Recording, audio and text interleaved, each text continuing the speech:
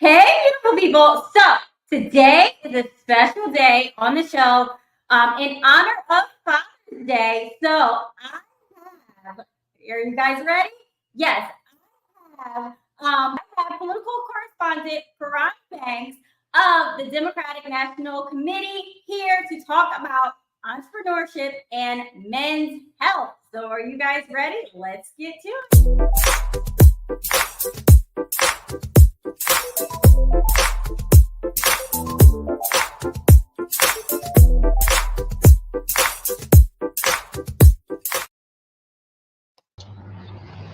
Hey, Welcome. Good morning, sir. How are hey, you? good morning. How you doing today, Ray? It's a pleasure to be on your podcast. How you I doing? am wonderful. So I'm glad that you are on the show for the Father's Day edition because I know that you're super busy. You're out in the community. You're an entrepreneur. You have a lot of things going on all the time. Right. And I know that you travel back and forth to DC because you're into politics and all that good stuff. Right. So, as well as you are involved in the Small Business Expo here in Philly that I have attended in the past, and that's Yes. like, is it every quarter that it runs, or is it 2 times a year? Well, let's see. They have every other 4 to 3 months in every different state. I host a small business expo in Philadelphia, which is one of the largest small business expos in Pennsylvania. Usually, I have it at the convention center, depending on how many vendors, how many business professionals I have there, or I'll have it at the John Wanamaker Building in Philadelphia, across the street from City Hall. So Yes, that's that's usually the where it's one that going I've been on. to. Yes, Right. and I had a great time when I went. Glad you did. I'm glad you So did.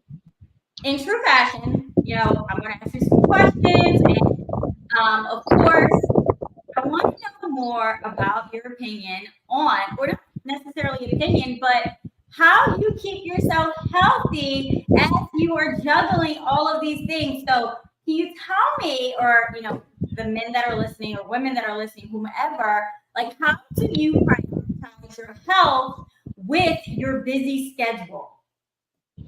Well, the thing is, I know a lot of people who are into health. What I try to do is I eat a lot of vegetables. I eat a lot of fruit. Of course, I love juicing.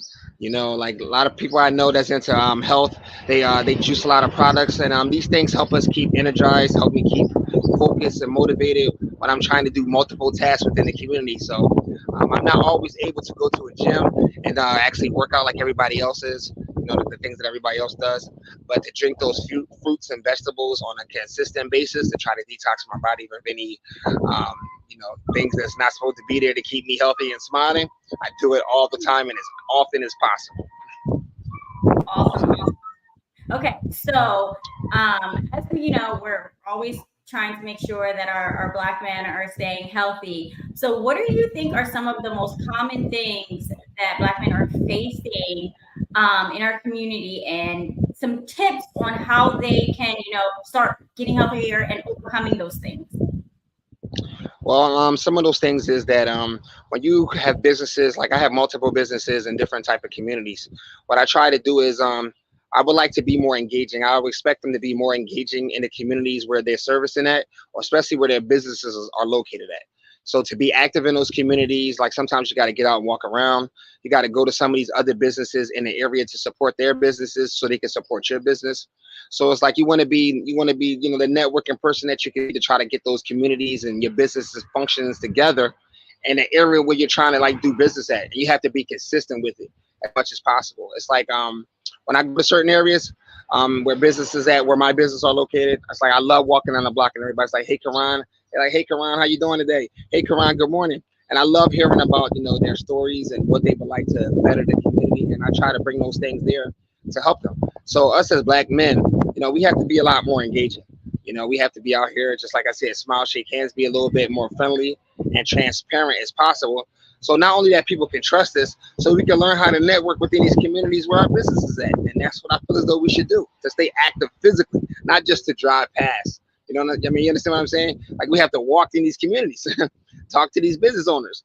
have them connect with us so we can connect with them and see how we can work, mutually beneficial to us both, right? Sounds like a great idea, right? Yeah. And, walking in your community costs you nothing. So you don't even need a gym membership for that. And like being active daily is super important for your heart, Right. for, you get some sun. Sun Right, makes right. you happier. So it helps with the mental health and all of that stuff. So I'm definitely for it. Good stuff. So since you have such a busy schedule and you're of course a dad, how are you making sure that you are getting enough sleep in? Oh my God. Sleep is so much important. When you're a business professional, like we don't always get like 8 hours of sleep a day. We lucky if we get 4 hours of sleep a day because most of us are in the creative process. Like I create so much. I have to create business opportunities for other people, business opportunities for nonprofit organizations as well. So getting sleep is very important. I try to at least get about 4, 5, 6 hours of sleep a day. And the rest, I obviously have to rest to get my mental health together and be able to just function during the course of the day. So sleep is very important, and we need to get that. Have a healthy little diet. Might have some oats, some little cereal, strawberries, and so forth. To make it through the course of the day. But that's like my breakfast. As soon as I wake up, and it's like it's go time. It's just go time. All right, go time. So what time do you typically, like on a regular day, what time do you typically get your day started? Like, what does that look like for you? A day in the life. Oh my God, my days usually start at 5 o'clock in the morning. That's the time usually when I get up. Most of my creative juices is flowing during that time. I had to get my pen and my pad, write down my ideas, get my schedule together. My work ethic and my work days start from 5 in the morning and usually don't end until 3 in the morning. Those sounds like some very long days, right? But those are like my normal days of just getting up and starting and getting up and do my routine. Make a couple of phone calls, which is a lot of phone calls during the course of the day, and just try to schedule my appointments where I have to interact with other businesses in different areas. And that's from like 5 o'clock in the morning to normally 3 o'clock the following day. So yeah, that's how it is for me. Oh my goodness. So you're definitely going. And you mentioned your morning routine. Like you get up, you are writing things down. Like that's super important. I mean, I'm trying to, my son is, and you come across my son before. He's 13, so I'm trying to get him into the habit of writing stuff down, Right. making that list, right? That success Right. list. Can you talk more about how important it is to make sure that you do have that morning routine where you're planning out your day before you even get started? Wow, that is a tough. Actually, that's not a toughie. What it is that I have a daughter as well. I mean, I have a child as well. My daughter, she's 17 years old now. She is like the master of postage, where she has a wall where she just posts everything she needs to do today. And for me, I learned that from her from just being around my daughter all the time that I have to mark Okay. things down. So for me, I write a flow chart. Like I have a flow chart of all the things I have to do because there's so many different things I have to write down and try to remember. Because you don't want to forget those things, what you're supposed to do today, how you're supposed to be, and you have to get your mind and your body and your spirit mentally prepared to tackle these situations you have to deal with every day. So it's very important that you write those things down so you don't forget. Because what happens to me every now and then is that I support a lot of friends and a lot of organizations, a lot of businesses. But unfortunately, I'm just one person, so I can't be everywhere at the same time. So sometimes I forget that, oh my God, I'm supposed to be here, I'm supposed to be there, I'm supposed to be there. So having that flow chart is very important. Having those post-it notes to remind me of where I'm supposed to be, what time I'm supposed to be, so I can like woosah myself together, get my thoughts together. So when I show up, I'm like, hey guys, how you doing today? What can I do to help? And that's why it's so important. So you don't forget anything. Yes. So Love it, love it, love it. Okay, so I am really big on mindset, and a part of that is making sure, of course, that you are taking care of your mental health so you can also take care of your physical health. right, So, right. is there anything that you do to, stay in a positive mindset, or when you're feeling like super stressed out? Because I mean, I know I'm not a politician, but I know politicians, it's going to be a stressful job. But Yes, it is. and also running businesses, it has a lot of stress that comes with it. So how are you, maintaining your mental health with everything that you have going on? I try to make sure I have a lot of downtime where I'm doing things that has nothing to do with business, has nothing to do with politics. I think you would call it some personal me time, and I try to incorporate that into my everyday from my business schedule. I try to put that in and let me take a break from business. Let me take a break from everything and just focus on my mental health. And just for a couple of minutes, or sometimes it takes like an hour, depending on the situation I have to go deal with during my day to day. But you have to have those things because you can completely be unraveled. You can be so stressed out, especially when you feel as though you don't want to fail, or you want to always be able to produce for your friends and produce for these communities. And politics, like you said, can be very difficult. But when you're interacting with multiple businesses, owners, and communities, you have to always be able to produce. You have to always be able to walk to these areas and see what kind of business they need. Unfortunately, I'm the guy who has to create those businesses, create those opportunities for the community. So it's very stressful. I have to always be able to produce. Failure is not an option. You have to get up in the morning and say, yes, I can today. Yes, I'm going to be great today. Yes, I'm going to be amazing this day. You have to always motivate yourself because a lot of people don't have these people in their lives who motivate them. So you got to sometimes do it yourself. That's one of my key things when I wake up. As soon as I wash my face, it's like, Quron, you're going to be amazing today. Go out there and be great. Smile, answer a lot of questions, and just be as useful and helpful as you can. One of the key things that we're supposed to be as entrepreneurs. You agree? Yes, I agree that positive self-talk. You gotta pump yourself up every single day, every morning, to make sure that you're starting off on that, that right foot. Yeah, because sometimes we got to be our own support systems. Sometimes we got to be our own support systems. We got to smile.